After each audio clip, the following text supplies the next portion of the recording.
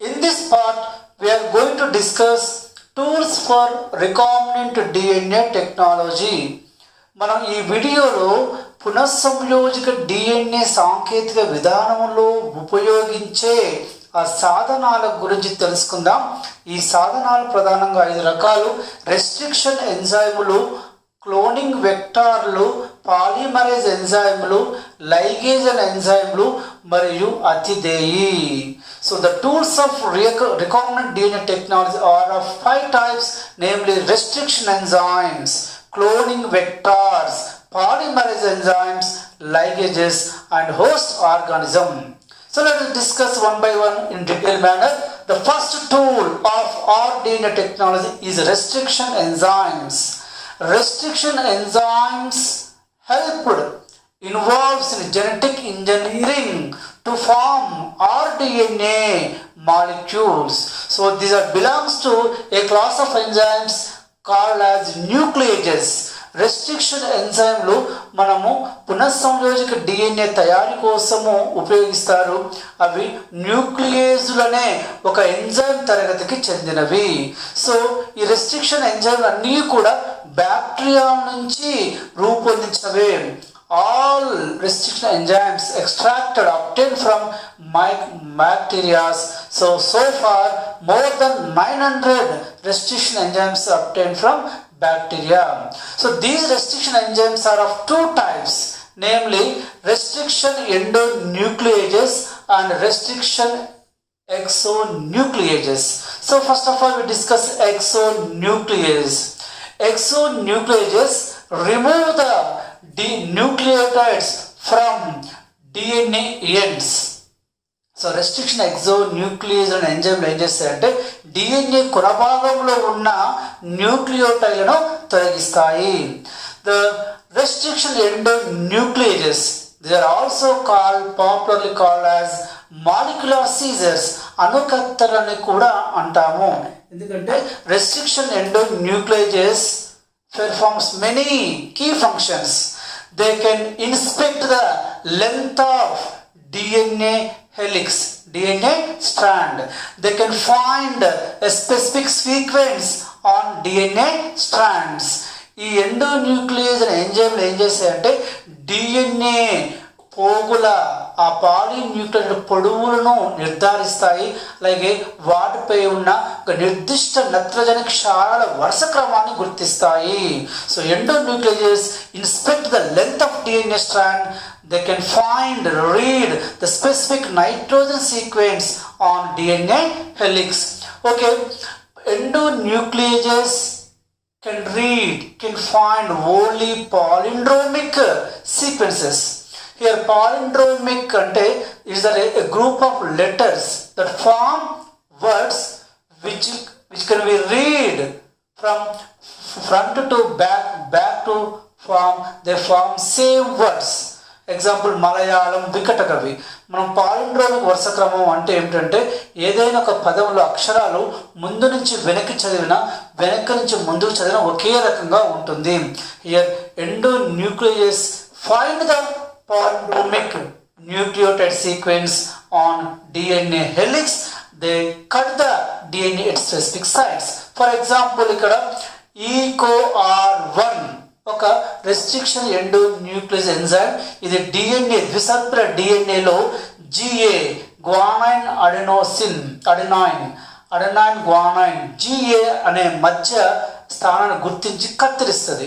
So ఇలా నిర్దిష్ట స్థానాల వద్ద కత్తిరించడం వల్ల DNAలో మనకి అతుక్కునే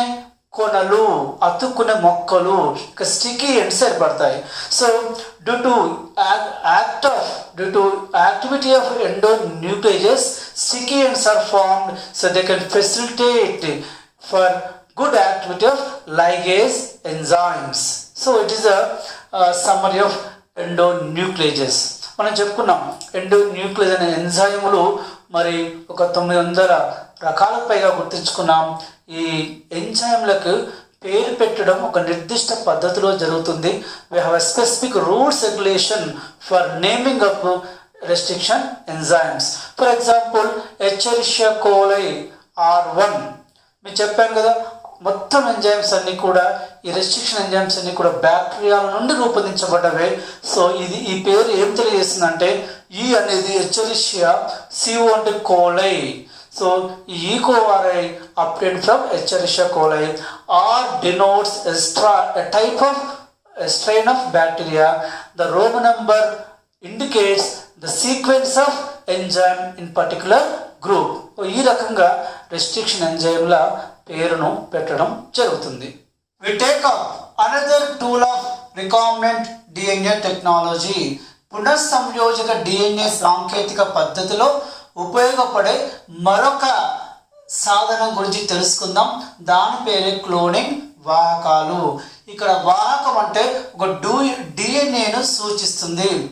వాంఛనీయ డిఎన్ఏ లేదా జన్యువును అతిథేయులోకి ప్రవేశపెట్టడానికి ఉపయోగపడే డిఎన్ఏనే ఇక్కడ వాహకంగా పిలుస్తారు. ఏ వాహకమైతే వాంఛనీయ డిఎన్ఏ నకళ్లను భారీ స్థాయిలో ఉత్పత్తి చేయడానికి సహకరిస్తుందో ఉపయోగపడుతుందో ఆ వాహకాన్ని క్లోనింగ్ వాహకం అంటారు. Here clone vector refers DNA, the DNA that act as carrier to transfer to insert foreign desirable DNA gene into suitable host called as vector. The vector which facilitates multiplying of the desirable DNA genes into many copies called as cloning vector. మరి cloning వాహకాలు మరి 3 రకాలుగా మనం ప్రధానంగా చెప్పుకోవచ్చు. అవి plasmids, బ్యాక్టీరియోఫేజెస్, కాస్మిడ్స్. మీకు తెలుసు plasmids అనేవి బ్యాక్టీరియా కణంలో ఉండే అదనపు క్రోమోజోమ్ భాగాలు. Plasmids are extra additional chromosomal part with self replicating capacity. Okay, they are independent from main chromosomal DNA. So ప్రధాన క్రోమోజోమల్ DNA మీద ఆధారపడకుండా ఒక స్వయం ప్రతికృతిని కలిగి ఉంటాయి ప్లాస్మిడ్స్. అలాగే బ్యాక్టీరియోఫేజెస్, ఇవి బ్యాక్టీరియాలని దాడి చేసే వైరస్లు. ఈ వైరస్లో ఉండే ఈ DNA కూడా మన క్లోనింగ్ వాహకంగా పనిచేస్తుంది. సో వైరస్లో ఉండే మరో ప్రత్యేకమైన DNA కాస్మిడ్స్ కూడా క్లోనింగ్ వాహకాలుగా పనిచేస్తాయి. So in addition with these 3 cloning vectors, so nowadays we are using artificial restructured cloning vectors. మనం ప్రయోగశాలలో కృత్రిమంగా నిర్మించిన క్లోనింగ్ వాహకాలను కూడా ఉపయోగిస్తున్నాం. వాటి పేర్లే PBR 322, బొలివర్ రోడ్రిగ్జ్ అనే శాస్త్రవేత్తల పేరుతో PBR 322, అలాగే యూనివర్సిటీ ఆఫ్ కాలిఫోర్నియా వారు రూపొందించిన PUC 19, PUC 101లు కూడా మరి ఆర్టిఫిషియల్ క్లోనింగ్ వెక్టార్స్గా ఉపయోగిస్తున్నారు. మరి క్లోనింగ్ వెక్టార్ ఎలాంటి మంచి లక్షణాలు కలిగి ఉంటే అది ఉత్తమ క్లోనింగ్ వెక్టార్గా పనిచేస్తుందో తెలుసుకుందాం. So next our focus properties of cloning vectors. Cloning వాహక యొక్క లక్షణాలు తెలుసుకుందాం. ఆ క్లోనింగ్ వాహకాలు అవి తక్కువ అనుభారాన్ని కలిగి ఉండాలి. They should have low molecular weight. అలాగే వన్ మోర్, దే షో ఓరిసైట్స్. మరి మన వాంఛనీయ DNA నకళ్లను భారీగా ఉత్పత్తి చేయాలనుకున్నప్పుడు ఆ క్లోనింగ్ వెక్టార్లో ప్రతికృతి చెందే స్థానాలు ఎక్కువగా ఉండాలి. So the cloning vector shows the good number of oocytes, origin of replication sites, in order to produce large copies of desirable gene. Next, cloning vector shows a specific recognition sites. So the restriction enzymes recognize a specific recognition sites on cloning vector. So the cloning vector shows only one special recognition site. It helps to activity of restriction enzymes. So if cloning vector possesses more than one recognition sites, it lead to complicate the entire genetic engineering process. So దీనివల్ల మనకు ఏమవుతుందంటే cloning వాహకాల్లో ఒకే ఒక నిర్దిష్ట గుర్తింపు క్రమం ఉన్నప్పుడు మాత్రమే restriction ఎంజైమ్లు బాగా పనిచేయగలుగుతాయి. అలాగే సెలెక్టబుల్ మార్కర్, వర్ణం చేయదగ్గ మార్కర్ జన్యువులు. It is one of the Paramount property of cloning vector. Marker జన్యువులు ఏం చేస్తాయంటే ఈ క్లోనింగ్ వాహకలో ఉన్న మార్కర్ జన్యువులు పరివర్తనం చెందని వాంఛనీయ డిఎన్ఏను తొలగిస్తుంది, గుర్తించి తొలగిస్తుంది. పరివర్తనం చెందిన వాంఛనీయ డిఎన్ఏ పెరుగుదలకు తోడ్పడుతుంది. So marker genes of cloning vector they are antibiotic, they shows antibiotic resistance.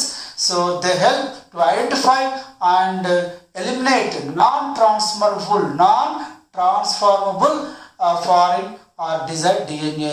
They also permit the growth of transformable desired DNA. So, alage next, these are the summary of properties of cloning vectors. The last tool of recombinant DNA technology is competent to host పోటీ పడే అతిదేయి. మనం చెప్పుకున్న ఏదైనా ఒక నిర్దిష్టమైన ఒక జీవిని ఎంచుకొని ఆ జీవి ద్వారా ఆ జీవిలో మన డిజైరబుల్ డిఎన్ఏని ప్రవేశపెట్టి దాని ద్వారా మన ప్రొడక్ట్ని తీసుకుంటాం. ఇక్కడ రికాంబినెంట్ డిఎన్ఏ టెక్నాలజీలో ఆ రికాంబినెంట్ డిఎన్ఏను స్వీకరించే దాన్ని అతిథేయి అంటాము. మరి స్వీకరించడానికి పోటీ పడే అతిథేయులను తయారు చేయాలి. చూడండి, ఇక్కడ జనరల్గా DNA molecule is hydrophilic in nature. DNA అణువులు అనేవి జలప్రియ స్వభావాన్ని కలిగి ఉంటాయి కాబట్టి due to hydrophilic nature of DNA molecule not enters into host cell. So మరి అప్పుడు ఏం చేస్తారంటే to make the bacterial cell competent, so the treatment of bacterial cells with a specific concentration of divalent cations of calcium make the bacterial cell most competent. So these competent bacterial cells able to receive recombinant DNA. చూడండి, ఇక్కడ పోటీ పడే అతిథేయులను ఎలా రూపొందిస్తారంటే సాధారణంగా చెప్పాను DNA అణువులు జలప్రియ స్వభావాన్ని కలిగి ఉంటాయి కాబట్టి అవి కణపుచ్చడం ద్వారా మరి బ్యాక్టీరియా కణాలకు మనం ప్రవేశించవు. అప్పుడు ఏం చేస్తారంటే బ్యాక్టీరియా కణాలను ఒక నిర్దిష్ట గాఢత ఉన్న ద్విసంయోజక కేటయాన్లు కలిగిన కాల్షియంతో బ్యాక్టీరియా కణాలను మరి శుద్ధి చేసినప్పుడు, బ్యాక్టీరియా కణాలను ట్రీట్ చేసినప్పుడు అప్పుడు పోటీపడే అతిథేయి కణాలు రూపొందుతాయి. అప్పుడు ఆ పోటీపడే అతిథేయి కణాలు ఈ డిఎన్ఏ రికాంబినెంట్ డిఎన్ఏ మాలిక్యూల్స్ను స్వీకరించే స్వభావాన్ని కలిగి ఉంటాయి. So friends, with this we have successfully completed the important tools used in recombinant DNA process.